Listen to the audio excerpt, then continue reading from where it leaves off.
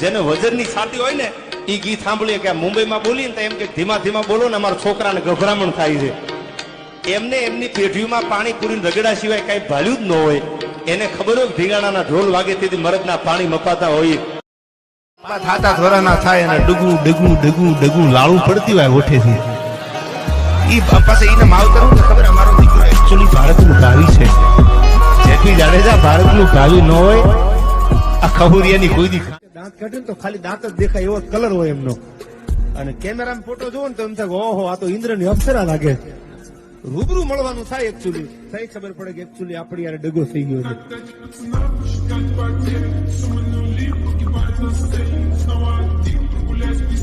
Tuition નો બંધાવાના હોય કે પછી ઢોલ વાગે પછી તરવાર હાથમાં લેવાની પછી જવાનું ઈ શું કરી દે ભાઈ. એ તો બાઈક તો બોલાવી દીધો હોય ને થોડી જમરી ઉઠતી હોય.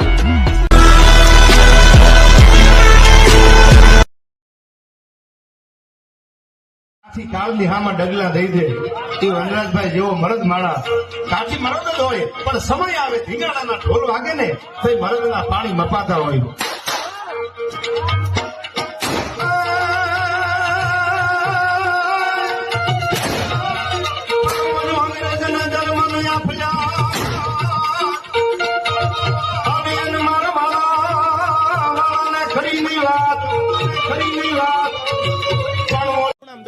અમે એકચ્યુઅલી આમ કરી લઈ તો પ્રોગ્રામની તારીખ દીધેલી છે. આડા તો ખરો આખું લિસ્ટ બનાવેલું છે. કાલ પ્રોગ્રામ હોય ને આજ મૂકી દીધો આવતી તારીખે આ ગામ આ પ્રોગ્રામ છે. અખતરો તો કરો પેલા ઇસ્તેમાલ કરે ફિર વિશ્વાસ કરે યાર.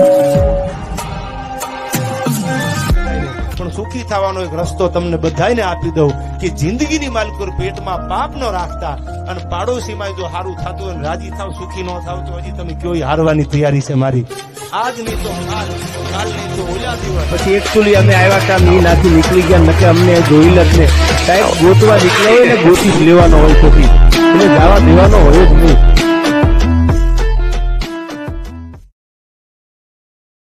જિંદગીના પૂરા થાય તો ઘણું છે અને એમાં બે ચાર કામ હારા થાય તો ઘણું છે અને મુશ્કેલ છે આ જિંદગાની એનો જીગરથી જામ જીરવાય તો ઘણું છે. અને લવલેસ મોતનો ડર મુજને નહીં સતાવે. મોત આજ આવી જાય કાલ આવી જાય એની મને પરવા નથી તો પણ આવી ક્યાંક મહેફિલમાં મારી ખોટ વર્તાય તો ઘણું છે.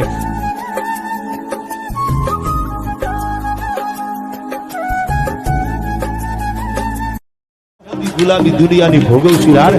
હવે તો પડકારો કરી અને મોદી સાહેબ ની પડખે આવી જાવ. કોના બાપ ની તેવડ છે રૂવાડું ખાડું કરી હકે હિન્દુસ્તાન નું યાર.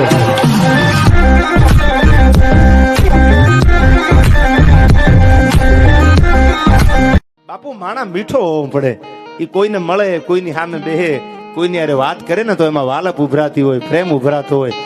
આને માણસાઈ કહેવાય. અને આજ ભેળું આવવાનું છે. કરોડો રૂપિયા હોય તમે હાથમાલની હવેલીમાં રહેતા હોય બંગલા હોય તો તમારું બધું પડ્યું રહેવાનું ભેગું એક જ આવવાનું.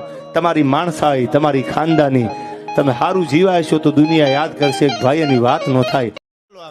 સિટીના નામ મોટા લેવું ન માનવાનું કે બધા સુખી જોયું. હો આ ક્યાં રહ્યો છો તો બોમ્બે. બોમ્બે ક્યાં રહેતા હોય કોક દીક જઈને જોઈ લીજો. સાલીમાં રહેતા હોય માલકુર સાયકલ હાલે એવું ન હોય અને આ આવે એટલે ઇન બિન મારીને એકચ્યુઅલી બોમ્બે રહી છીએ અમે.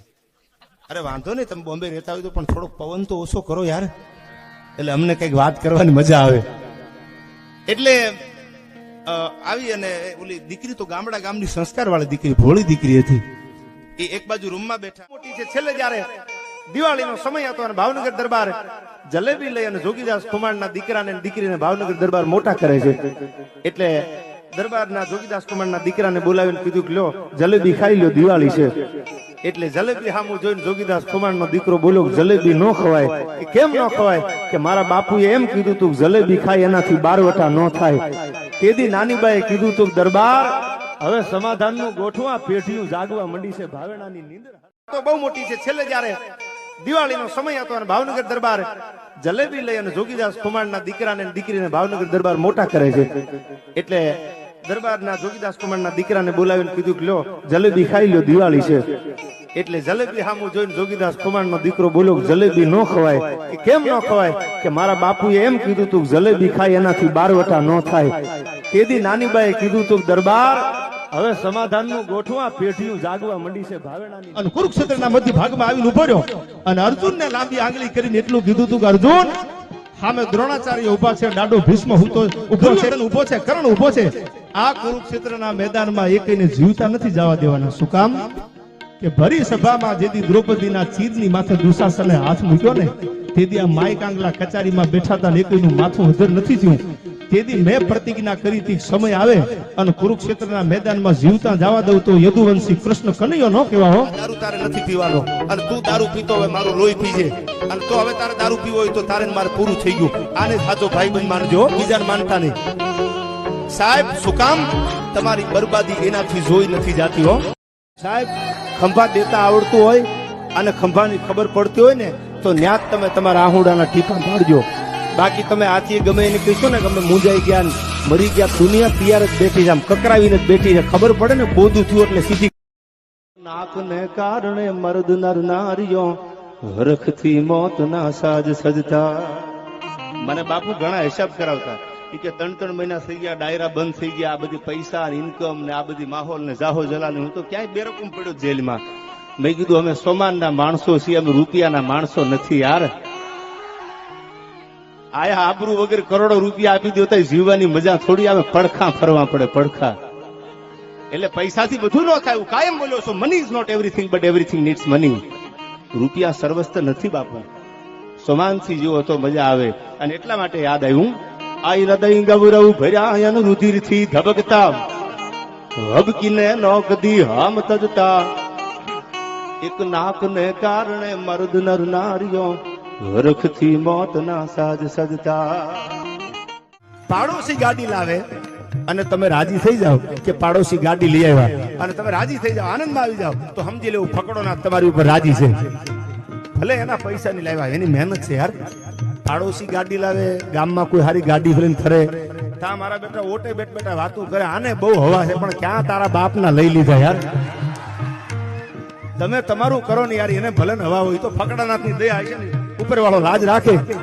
નહીં લેના નહીં દેના નહીં કાંઈ, ગાડી એની, હપ્તા એને ભરવાના, લોન એને લીધી, તોય મારા બેટા ઓટા ભાંગતા ભાંગતા આને બહુ પવન આવી ગયો. લે તારી ભલી થાય તારી એમ. પણ ઝૂંપડામાં જે પ્રેમ મળ્યો છે ને એ મોટી હવેલીમાં બંગલામાં સેજની રામના નામ લેવાના, એને ફાંકો આવી ગયો છે કે અમે પૈસા વાળા છીએ. Money is not everything but everything needs money. રૂપિયા બધું નથી યાર. ક્યાંક 5 સંબંધ એવા બનાવો જરૂર પડે તો એના ખંભે માથું મૂકીને બે આહુડા પાડવા થાય યાર.